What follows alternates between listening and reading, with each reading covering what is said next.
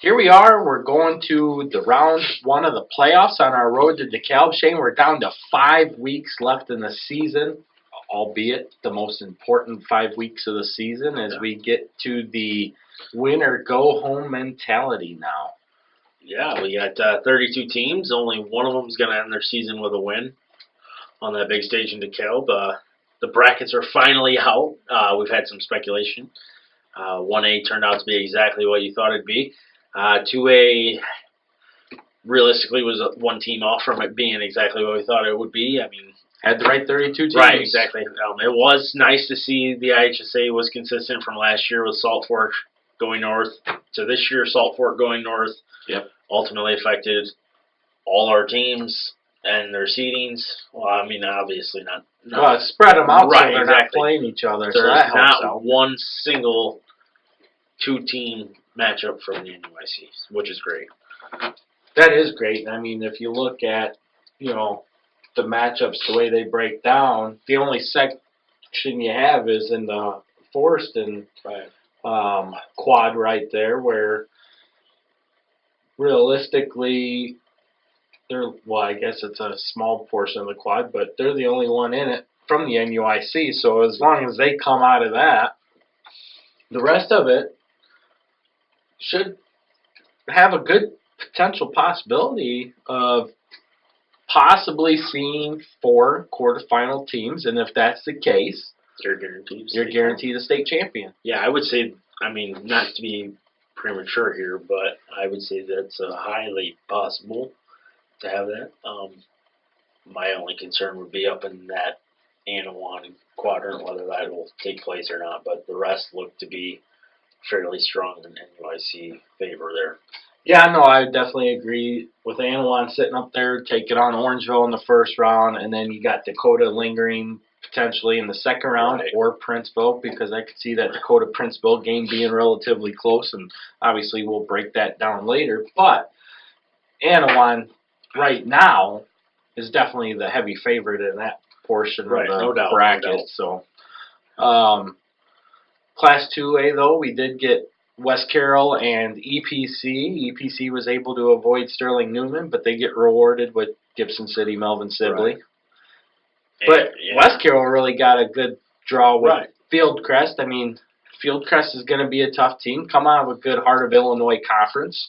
But if you look at what West Carroll's done in the course of the season, outside of their shellacking they just took from Forreston here, but they played Dakota really tight. They played Lena Winslow pretty decent.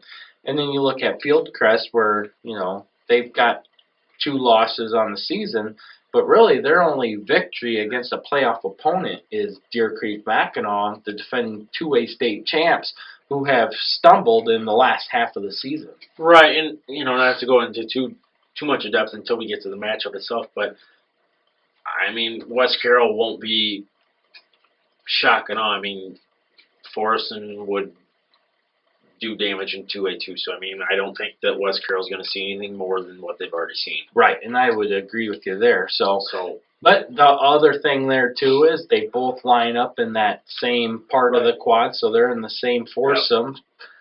Potential matchup of the second round, not likely, but it's potential. Right, correct. Obviously, there once again, Gibson City, Melvin Sibley being the obvious favorite in that foursome there. So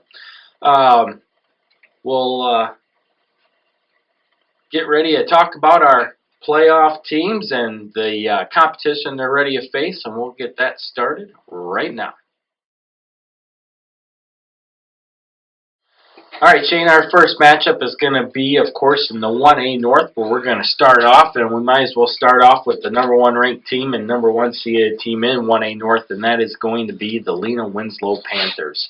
They are coming in this game with the perfect 9-0 record, coming out of the NUIC Northwest, and they're going to play host to the Stark County Rebels, a team that we're very accustomed to as they've played a lot of our conference teams over the past 6 seasons now. Stark County comes in this game with a 5-4 record as they need a big win in Week 9 to get in, and they got that over Mid-County Co-op Oneida Rova. to get to that 5-4 mark and make it in as the last team in Class 1A. Forreston's big wins on the year have been with, Lena Winslow's big wins on the year have been with Forreston as they beat them 28-14 back in week 2. Just this past week, they just beat Dakota 55-7. And then they also took care of Eastland Pearl City 34-6 at the time of what was going to be a big matchup in week 5 as well, after EPC was coming off of a close loss with Forreston the week prior to that. Right. Like you said, I mean, we're really accustomed to seeing Stark County in the playoffs. I mean, whether it was their good team that knocked off Polo, or the teams that have struggled against Forreston, or the teams that have beat Forreston.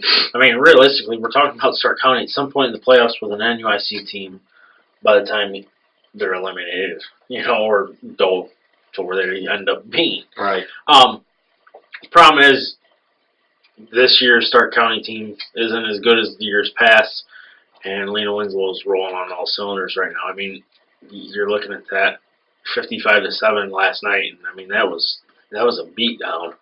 Oh yeah, that was a game where Dakota showed up, and realistically, the score doesn't indicate quite the way that Dakota played that game, but Lena Winslow was very impressive in that matchup, and they made a lot of big plays, but they also did a lot of the small things correctly to really punctuate that big-time score differential. Right, I'd say that somewhere along the lines of if the score looked like 35 or 42-7, that would have been a true testament of how the game went, not 55. I mean, you still get the points, but as far as how you're looking at a box score, I mean, it wasn't a traditional blowout. I mean, you're talking big plays. I mean, three touchdown passes. I mean, Crispin was 3 for 3. 152 yards. 3 touchdowns. I mean, wheel route, go deep, wide open, blown coverage. I mean, what was impressive about that, though, is obviously everybody knows Lena Winslow around the state as being a power run team, which they still very much are. They are. With Ravion and Sean Ormiston and Gage Schwartz in the backfield. But, Ty Chrisman throws a heck of a He ball. throws a very nice ball, and I tell you what, them 3 passes they had to throw for them touchdowns, exactly. They're on the money, in the hands of the receiver, and it was just a pitch and catch with. Yeah, I mean, and you're sitting there watching, and you've covered enough games throughout the conference, and you see a lot of blown coverages week to week, but when you see blown coverage and at Lena Winslow, you just know that ball's going to be caught. I mean, it's not Galena or East Dubuque where a kid's streaking down the field and he's got a 15-yard cushion and he's either overthrown or he drops the ball. You know as soon as Lena Winslow's receivers beat you, it's to the house. Right. I mean, the ball is placed right there. I mean, money ball right there. Yeah, and it was fun to see, actually. Right. It's like 2 people just throwing around a football.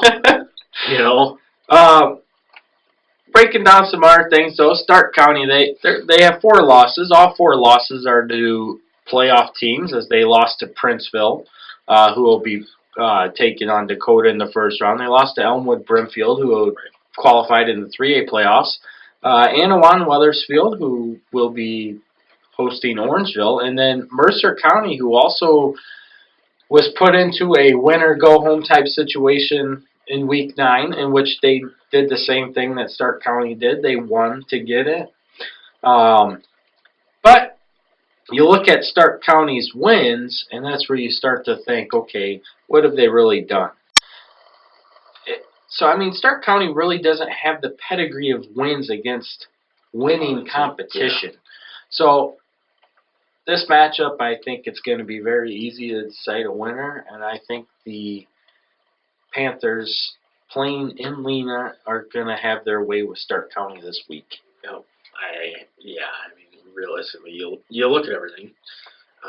You look for a reason to pick a certain team, and there's no reasons to pick Stark County in this game. Right.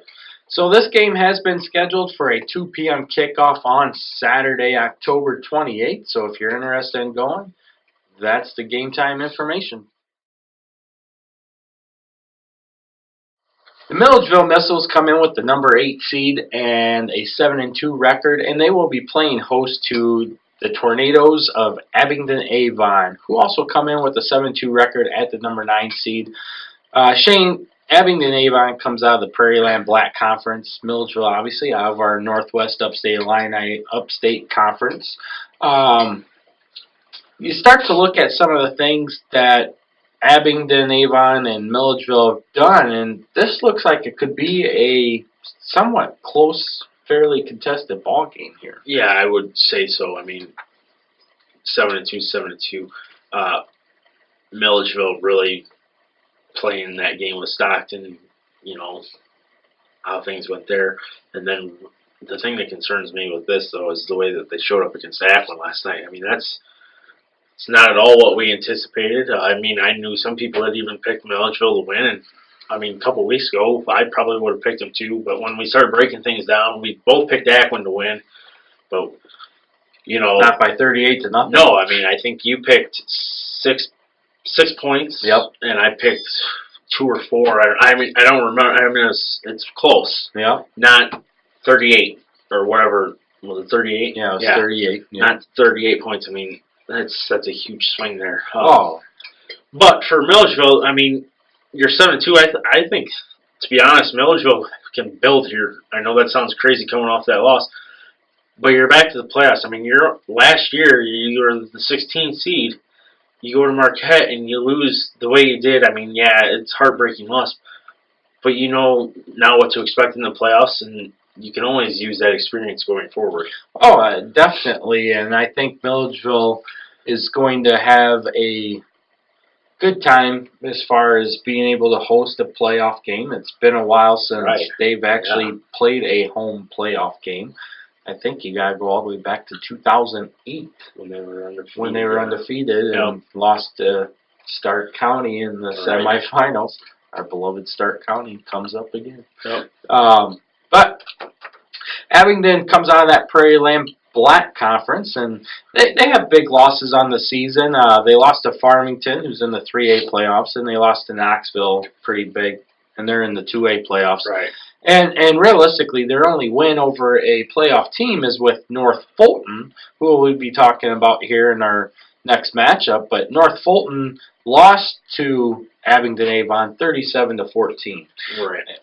Now, if you look at where Milledgeville's at, they have 2 losses, which both came to Stockton and Aquin, as we said. But the one with Stockton was a 2-point loss, and then, of course, that 38-0 shellacking they just took in Week 9. But they have 2 big wins on the year over Orangeville, which they beat Orangeville by 2 points, and we just saw them match up with Stockton in a tightly contested affair. Right. And then they did beat Polo as well. Unfortunately, Polo was that 5-4 team that was relying on other teams to win to get Polo in on playoff points, and unfortunately they did not make the list. Right, and I mean, Milledgeville, you look at this matchup, and not only just this matchup, and the quadrant within the top 16, you also have Lena Winslow and Stockton there.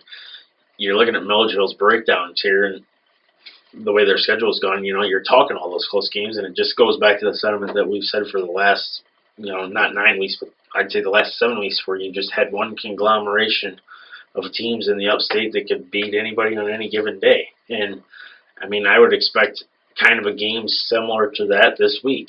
Oh, definitely. But in this matchup, I like the Missiles. I can see them ringing that bell. I agree. Let's have another Milledgeville playoff win. It's been a while. It has been, and after last year's close exit in the playoffs to Marquette, I think it's time that Milledgeville gets that victory. The number 4 seed Stockton Blackhawks come in with a 7-2 mark on the season, and they're going to play host to Cuba North Fulton, who comes in with the number 13 seed with that 6-3 record. Shane, similar to what we just saw in our previous matchup, Stockton coming out of the NUIC Upstate Conference, Cuba North Fulton out of the Prairie Land Black. So right here in the first round, it's kind of a matchup as far as which conference is better. But Stockton, I think, being at home, hopefully won't have the same turnout that they had last year in their first round game at home. Right. That was a disaster if you're a Blackhawks fan, but kind of what we saw coming. Yeah. Not to toot our own horn, but we saw that coming about 6 weeks before it actually happened. I mean, I know we both picked Stockton to win the game. I mean, you kind of have to. You're 9-0. I mean, Playing a 5-4. Playing a 5-4 at home. I mean, for the love of God, right? Yeah. So, I mean, I guess we can't technically say we picked Salt Fork, but deep down in, I think we kind of knew where that was going. New year, new coach, new system, new results for Stockton so far this year. But the way I look at this matchup, we can go one matchup before, and you break down the Milledgeville and Abingdon game, and Stockton beat Milledgeville, and you look at Abingdon, who also beat Cuba North Fulton here, and I just think me personally, I just think Stockton's going to roll here. Yeah, this is definitely more of a game in favor of Stockton. Like you said, Abingdon beat North Fulton, Stockton beat Milledgeville. And if you look at the big losses that North Fulton had, one was to Abingdon, then they lost to Knoxville, and they lost to Bushnell West Prairie as well. And they have not beat a playoff team all season long. We're seeing a trend here. By the time this video is over tonight, we're going to see a trend of that. I mean, the lesser teams, to what we view outside of the conference, aren't beating playoff teams. Right, correct. Whereas Stockton, their two losses are to Marquette and West Carroll. And likewise, they have beat Aquin, Milledgeville, Orangeville. All three are playoff teams. And Polo was one of the last teams out at 5-4 as well. So that close to being a playoff team themselves. I mean, I know we've ripped on the upstate a lot this year, but Stockton's resume is one of the best in the conference. Either side you look at it. I mean, as far as competition-wise, not necessarily talent-wise, but the way they've played the games. Strength of schedule. I mean, Marquette, West Carroll. Yeah. Yeah, I mean, what more do you need to see? Right. I mean, your losses are to a 2A playoff team and then to a highly ranked 1A team who barely beat, well, not barely, but didn't really blow out Kirkland the way that they probably should have. Right. And who knows? I mean, right. I'm sure we'll find out by the end of the week what happened there. Right. Our Marquette following will not by the end of the week, by tomorrow morning. They'll definitely let us know what's taking place. Right. But thank God, though, that helps us see it all over the state like we want to, though. So it does. The information's great. Keep it coming in, please. But in this matchup, I'm going to do it again, and I'm thinking better results will happen. Okay. I thought you were about ready to pick against them right Nope. there. I'm going to take the Blackhawks. All right. Because I just have faith that Coach Snyder's got this team heading in the right direction. Okay, the Aquin Bulldogs come in with that number 5 seed as the IHSA brackets released. They had that 7-2 record, and they're going to play host to Fisher, who comes in with a 6-3 record at that number 12 seed. Fisher comes out of the Heart of Illinois Conference in the small division. Couple big losses, actually. The Gibson City Melvin Sibley, which is going to be a big favorite in Class 2A. Lost to them 42-6. They lost to Fieldcrest, who's going to play West Carroll in the first round, 40-28. And then they lost to Tri-Valley, a team that we've seen in a couple state championships in the past few years here, as they lost to them 34-20. And actually, Fisher only beat one playoff team, which was Deer Creek Mackinac, the defending state champs. They beat them 24-23, but DMAC also only finished with 5 wins on the year. Right, and DMAC also had another close loss too. So I mean, they were far from 7-2 either. So true. Yeah, Fisher obviously has a pretty good resume. I mean, look, GCMS is, I mean, they're there. They're up there. Fieldcrest, with West Carroll, we'll find out what's going on there. Tri-Valley, I mean, seriously, it's kind of like Stockton's, only on like a different scale, so to speak. Your resume as far as the teams that you've lost to for playoff teams. But Aquin, man, finally, they win a game the way that we thought they should have all year long. They definitely broke the mold finally of struggling in the first half and then exploding in the second half Right. here as they opened up the doors on a 38-0 win over Milledgeville, like we already said. But the way that they did it to get the early scores, they forced turnovers, resulting in big plays for big scores, and then they just actually put what I call the snowball effect in play on Milledgeville. Right. I mean, finally, though. Jesus. They look like the team that we expected them which to is be. great because we wanted to see that all year long, but, not for a better time to do it now. I mean. Yeah, gearing up for the playoffs. Right. You're going to have that home game in the first round, which nobody likes going to Aquin to play. No, and I mean last year they were able to do the same thing. They got a home game, they destroyed Oakwood, and then they went down to Leroy, and then they ultimately succumbed to Marquette in the quarters. But that was still a game that Aquin probably wishes they could have back. I will say it should have won. Yeah. Right. New year, new team, somewhat. Another year playoff experience. I mean, it's got to be hard to pick against Aquin, but for me, I like Fisher though. Aquin's got a high-flying offense, and I mean their offense is going to go as far as Jonah Deemer takes them, and I mean they got good running backs. I mean I noticed that they brought Costico back into the backfield to go back with Ludeking. Right. And then, he still got Bryce Carlson and, of course, Zach Cummins, who is probably the best receiver in the area. It's not even close. And you start looking at what they have and what they can do, and all roads say, yeah, you guys should be a quarterfinal contender yet again. And they very well could be. I mean, look at the side of the bracket. I mean, they lost to Stockton. Conditions were crap. A game that they probably felt like they should have won. Oh, I could see that happening. And, I mean, if you really look at it in the second half, I mean, they came back in that game with Stockton. Stockton had a 2-touchdown lead, and then Aquin comes storming back. But I like you. I like you too. Well, thank you.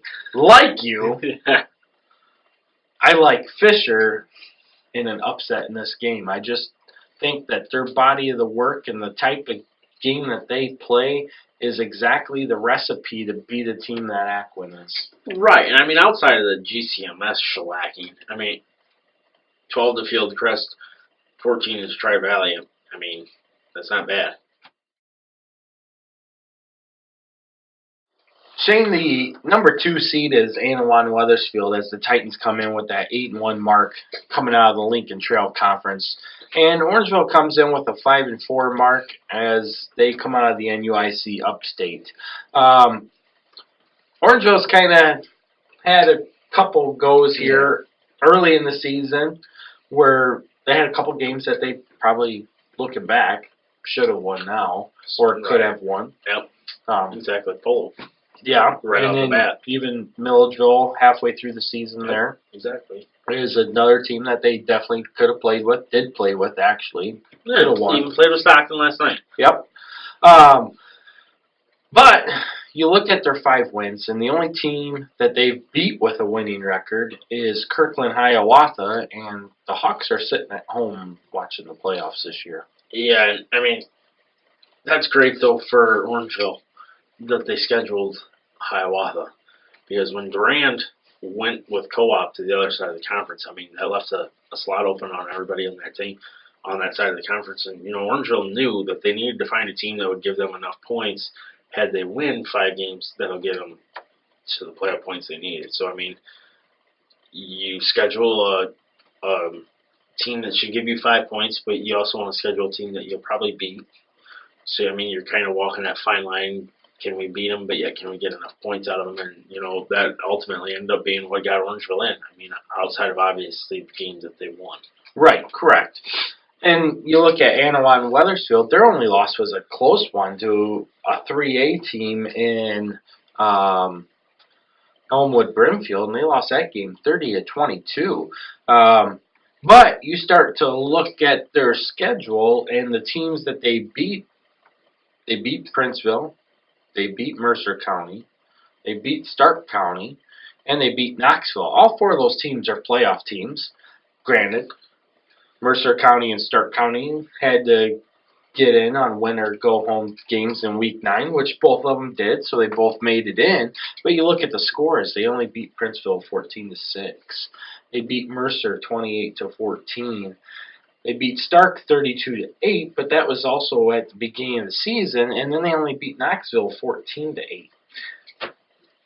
So you start to wonder, okay, you're only beating some 5-4 teams here by not very much. And to be honest, I would put some of our teams, Yes. they're 6-3, 7-2 against those 5-4 teams, and say, yeah, they're going to win too. And I'm glad you bring that up because, I mean, we could jump right back to Stockton. I mean, people from other conferences doing this, looking at, okay, well, this Orangeville, they lost to Stockton, who Stockton beat such and such. I mean, when your team is compared based on, 4 wins of these games, that doesn't mean jack crap because those 4 teams could be garbage. Right. And I'm not saying Anawan's garbage or that the teams that they beat are garbage, but none of those are impressive to me. No, they don't jump off and say, wow, we're an 8-1 team and we're set to make another long run. Now, the thing about Anawan, too, is the last 2 years they were in the 2A playoffs, went to the semifinals. This year they're definitely a 1A team. As such, they fall into the 1A playoffs, but they were going to be 1A all season long. It was a given, yes. As their enrollment obviously dropped to 289. But the Broncos are back in the playoffs for the first time since, 2010? Yep. So it is the first time that the Broncos are in the playoffs under the Jay Doyle era.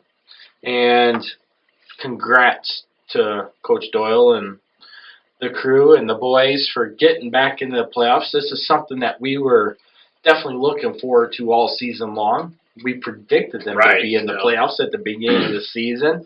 They made it happen, making us look like prophets over here or something, but they get the tough draw of traveling to Anawan. I think it's a situation where they could see themselves, as long as they're healthy, being able to compete in this game.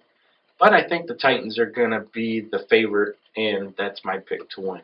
Yeah, they're the favorite, and I don't know if Orangeville has quite what it takes to necessarily win this game, but if healthy, a healthy Orangeville team here, motivated, like you said, it could be a very interesting game, and I have nothing on the line here as far as our competition throughout the season. Healthy Orangeville, I'm going to take them on the road.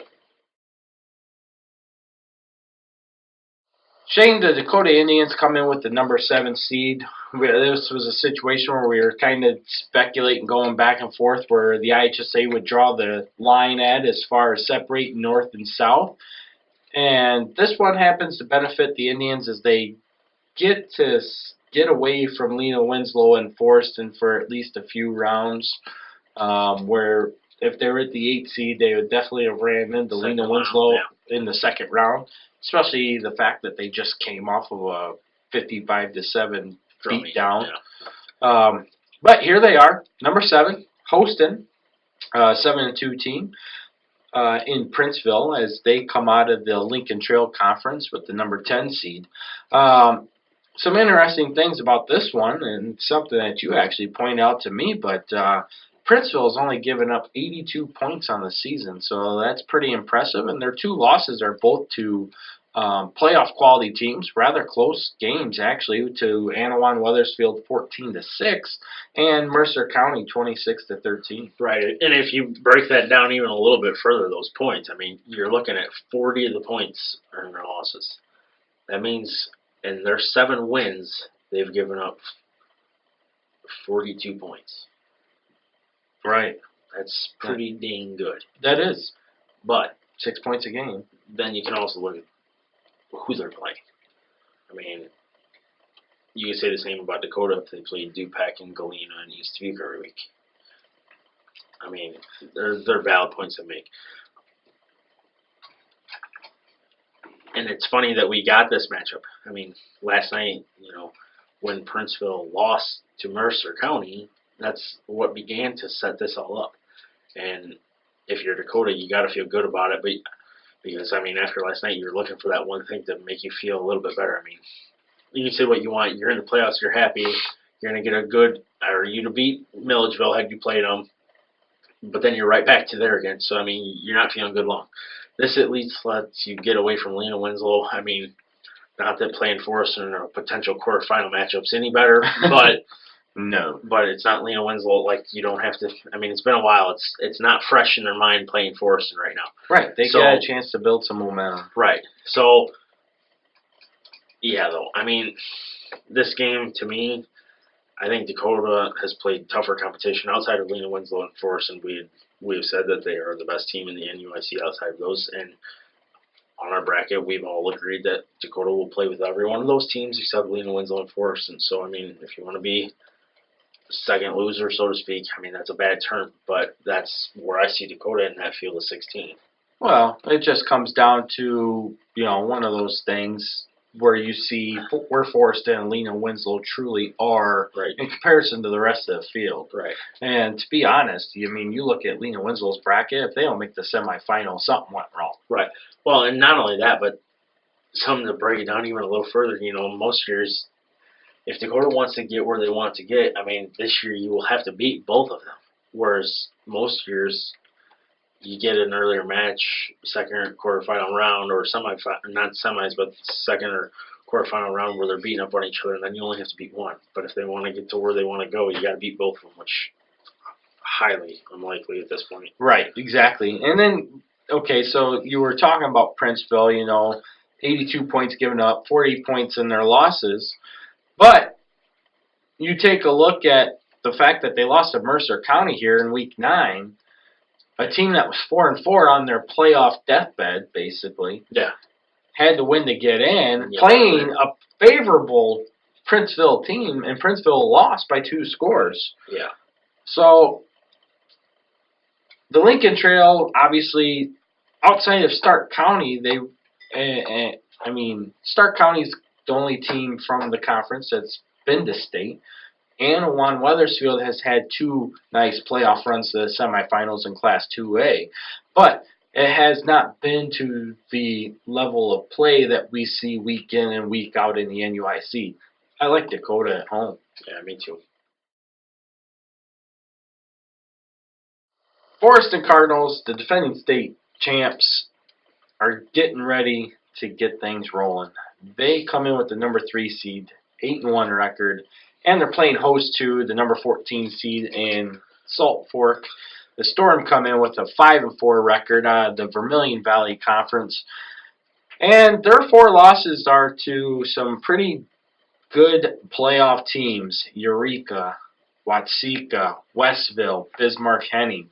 But they have not beaten a single playoff team. But they did have to beat Oakwood in a win-or-go-home game where whoever won that game was going to the playoffs and the other was sitting at home. Right, so, I mean, you're already getting into that playoff mode. And we all saw what Salt Fork came up and did last year to a mediocre Stockton team. It's not a surprise the way it went. It's a surprise to people who didn't pay attention all year. That's the way I look at it. Stockton was 9-0, Salt Fork was 5-4. You're sitting in Blackhawk land thinking, all right, we got a 5-4. Let's line up that Lena Winslow matchup in the second round. Well, it never came because Salt Fork really took it to them. I mean, the final score ended up being closer than what it was. I mean, granted, they went back and forth. I mean, it was a great game. Oh, it was a great game. Yeah. But Salt Fork won. I mean, at the end of the day, Salt Fork won. It was not a game that you're accustomed to seeing when you have a 9-0 versus a 5-4 in the first round. Exactly. And, I mean, let's look at where Salt Fork comes out of. The Vermilion Valley Conference is a 1A, 2A, 3A top conference. Them being a 1A team, Yeah, they get to see some good teams, but really, the most notable team out of that conference is Westville, and that's been a decade ago since they were relevant. right. And even sitting at 9-0, I'm not ready to call them relevant. No, but I think Westville this year has got a good chance to at least advance to the quarterfinals in the 3A bracket based off of their pairings. However, Caleb Pratt. Sorry, I had to throw it in there. But Forreston is still defending state Yes. champs. We've said it quite a few times over the past few weeks. Yeah, they lost to Lena Winslow. But to be honest, there really isn't a team that I can see based off of games that we've watched, video that we've watched, that is going to give Forreston a game outside of the Panthers. Right. And we won't dive into that too much because my prediction is in a few weeks we'll get to dive into that. So, yeah, I mean, nobody's going to touch Forreston unless it's Lena Winslow at this point. But, I mean, if you look at of all the favorable teams, Forreston does have the hardest draw, obviously. Correct. They get into the same Forreston pairing with Marquette and Fulton. So that's going to be a great second-round matchup for Forreston. Regardless of who it is. But once they get past that second round, they ended their quarterfinal round maybe with Anawan Wethersfield, which could potentially be another good matchup. But needless to say, it will prepare Forreston better for that semifinal matchup if it were to take place with Lena Winslow than what Lena Winslow has for games to get to the semis. Right. I mean, both realistically should put it on cruise control to the point of the semifinal match, which at that point you will have been 11 weeks since they've seen each other. That's a long time. Oh, yeah, for sure. But I like the cards in this one. Okay, we're going to go over to our Class 2A conference teams where our first matchup will take us to Gibson City. The GCMS Falcons come in with a 9-0 record coming out of the Heart of Illinois Conference Small Side Division, and they're getting set to take on the EPC Wildcats from the NUIC Northwest as they come in with a number 15 seed and a 5-4 record. Shane, you look at GCMS and man, you sit here and you're like, does EPC have a chance? And then you start breaking down some games and you're like, no, not really. Yeah, sorry. It's not funny. But, I mean, realistically, GCMS give up 46 points. I know. That's crazy. That's not even 5 points against. 46 points they've given up all year, and you look at Lena Winslow beat them 34-6 in one game. Beat EPC 34-6. I'm sorry. I will say though that I think EPC is a touch better than what they've played. I mean, granted, Forreston kind of looked terrible against them. Only won by 12. I don't know what has happened to EPC. I mean, they lost some key players. You know, they're down from what we thought we thought they'd be what they are currently, but I didn't think it stooped to this point. We're having to rely on Polo to make the playoffs. Right. I would have expected maybe like a 20-point loss in this case. I just don't see them moving the ball in GCMS, and I think GCMS is really just going to take it to them. Yeah, I mean, you look at Gibson City's closest win was against El Paso Gridley, who was in another winner go-home game in Week 9. Mm-hmm. And that's their closest win, 45-18. Yeah. But so you can look at it two ways. And 18 of the 46 points right there. Right. So you can look at it two ways. Was Gibson City just kind of coasting to a win to preserve for the playoffs? Or was El Paso Gridley at 5-4 just fighting? Right. Probably a little bit of both, I would say. Natural instinct in that case, I would assume. So, I mean, EPC, they definitely have had tough losses. I mean, you're talking tough losses as in number 1 state ranked Forreston at the time. No. Lena Winslow. Yeah. Forreston started off ranked number 1, Yep. lost to Lena. Lena then became number 1. Either way, number 1, number 3, Lena Winslow and Forreston. Yep. Dakota, who is ranked in the top 15 in Class 1A. And if you ask a lot of people, most likely they are, albeit at the bottom half, but a top 10 ranked team in Class 1A. Right. And then they lost to West Carroll. And at one point, West Carroll was receiving votes to be ranked in Class 2A. And we're talking 30-18 to Forreston. That was when EPC was undefeated. Yeah. And Forreston always, for whatever reason, they have a hard time playing in Lanark or Pearl City. A lot of teams do, though. It's a different feel. Yeah. But Lena Winslow cleaned their clocks and showed them what they were in a hurry, and after that, then it was West Carroll 26-6, and then Dakota 21-6. Yeah, I mean, it was over fast. Yeah. I mean, it's basically like you're on the train here. I don't like to put it like this, but you're on the train, you're going, and you're going nice, and then all of a sudden there's no damn tracks. Right. None. But, I mean, I agree with you. I mean, EPC is definitely a better team than what their record is. Or at least they should be. Right. But your record is what you are, and EPC is 5-4. And they got to go to GCMS, and I like the Falcons in this matchup. Okay, our final matchup takes us to Minunk, where the Fieldcrest Knights come in with a 7-2 record and the number 7 seed. And they're going to play host to our very own West Carroll Thunder, as West Carroll comes in with a 6-3 record, the number 10 seed. And Fieldcrest comes out of the Heart of Illinois Conference as well. So ironically, our two 2A teams are playing HOIC members, but different divisions, and Fieldcrest is on the large side. Fieldcrest has 2 losses on the year. One is to Eureka, who's in the 3A playoffs, and the other is to Tri-Valley in the 2A playoffs as well. They lost to Eureka 21-13, so a one-score game, and they lost to Tri-Valley by 3 scores, 41-20.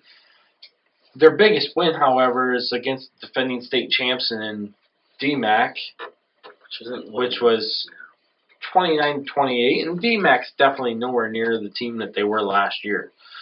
And then you look at West Carroll, they had big losses to Forreston, 44-6, but then close losses to Dakota, 10-8, Lena Winslow, 34-20, but even the Dakota score is kind of deceiving, as Dakota had 300 yards of offense to West Carroll's 100 yards. Right. They lost a lot of points on the board that game, or a lot of points on the field, not on the board.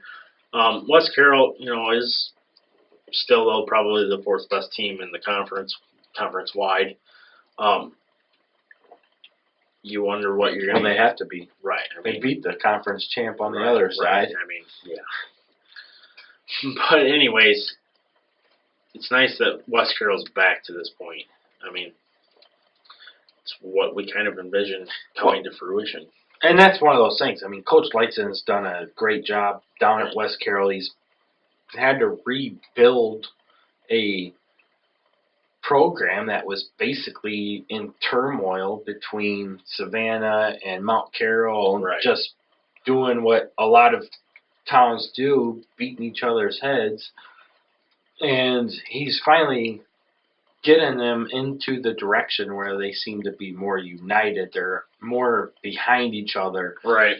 And he's had to build that over the last couple seasons. And, 2 years ago they were in the playoffs, lost in the first round to the state champs, Tri-Valley. Toughest game they had, too. Yeah. I mean, it was 20-0. In the Mud Bowl. But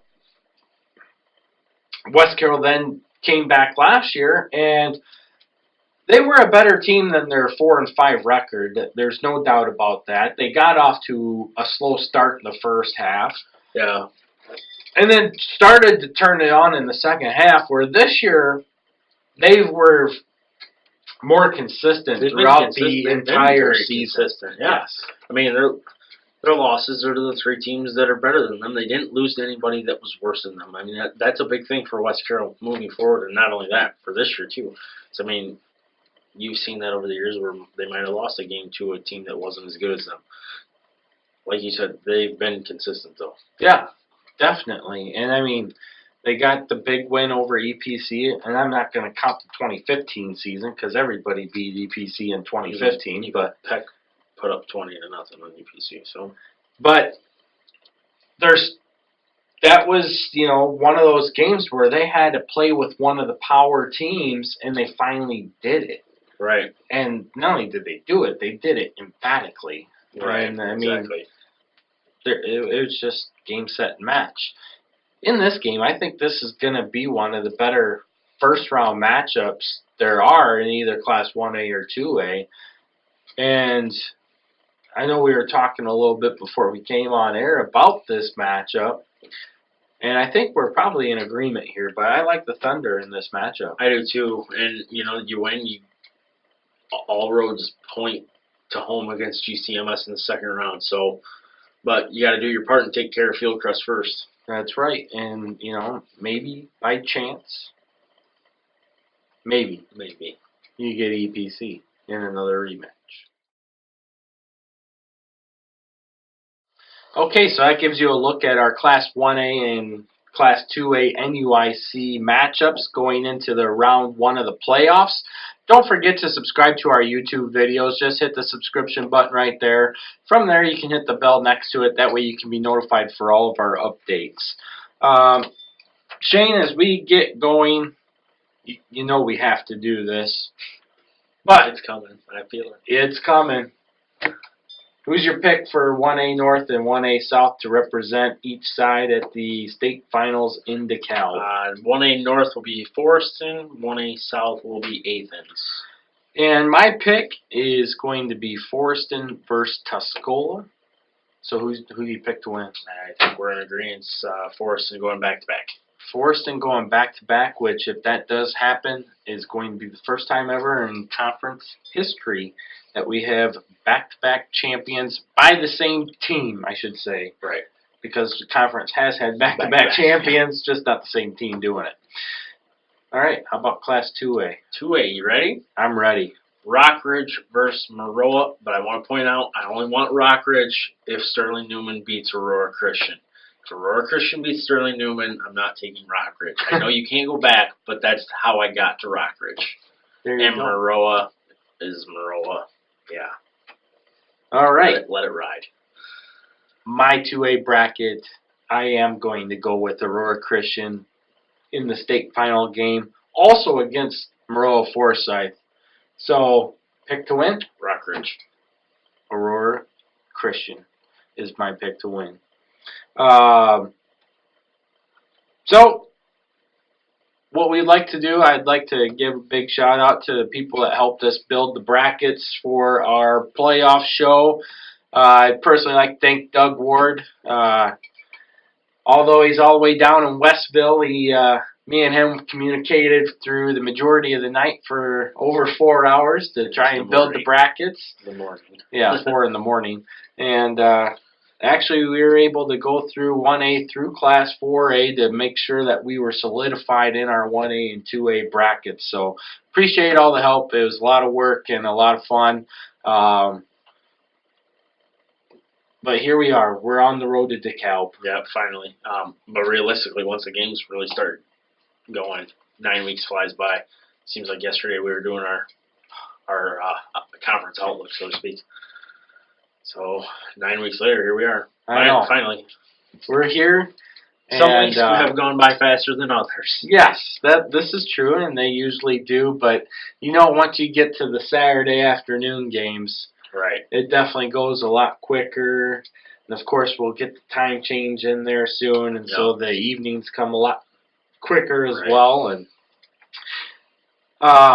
we'll get the schedule of the games out as soon as we get all the games in. We've only gotten a few guaranteed in so far.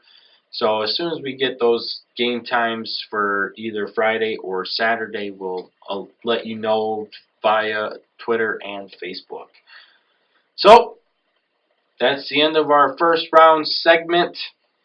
Get out to the games, support your teams. It's going to be some entertaining games as well.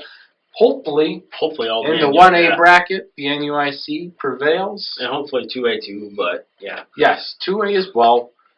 Obviously, we got the 1A bracket up here because the majority of our teams are there. Best of luck to all the teams, by the way. As always, root for the NUIC.